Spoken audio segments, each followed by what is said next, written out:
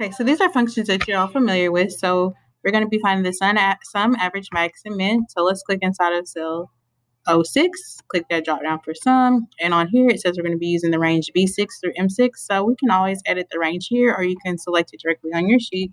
So I'm going to edit here in the formula bar, B6 through M6, push enter. Then I'm going to go to average. Make sure I select my correct range, B6, colon, M6. My minimum. Make sure I have my correct range, B6 through M6. And then also my max. Go to my max function. And I'm going to make sure I select my correct range, B6 through M6. And then it also says fill down. So I don't have to fill at one at a time. I can select that range. Then I can use my fill handle, and it'll fill according to the functions that I used up above.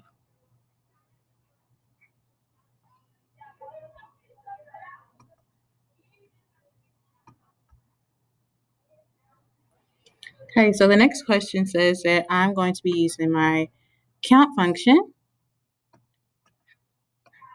to count how many classes were held for each time period, or how many cells have a number in them. So I'm going to use the count function, insert function. I'm going to use count. If you don't have yours, you can type yours up here. Click OK, and I'm going to be counting from the range B6, colon, M6. Click OK, so it's going to tell me that there are 11 cells that contain numbers in it. Next, I'm going to be counting my blank cells, so that's going to be what? What function? That's right, it's count blank, because I want to count the number of blank cells that I have. So I'm going to make sure that I use my correct range, B6, colon, M6.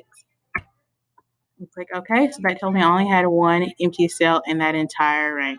So this is telling me the number of classes that I have for each date range and each type of class. Okay. So next, I'm going to use that same method. I'm going to select the range, and then I'm going to use my fill handle to fill down.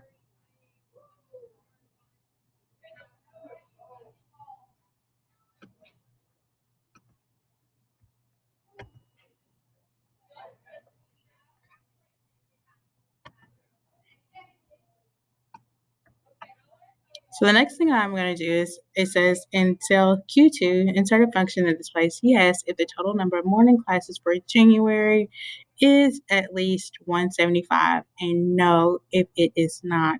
So I'm wanting to calculate the number of classes that I have for the entire month of January. So remember, we already counted how many classes that we had for each type of class for the month of January on each one of these rows here. So we're going to go into cell Q2, and we are going to insert the if function. So notice it says if the total number is a certain value. So I'm going to go to Q2 insert function, and we're going to use the if function. So for our logical test, we're wanting to sum up the number of classes that we have for the month of January.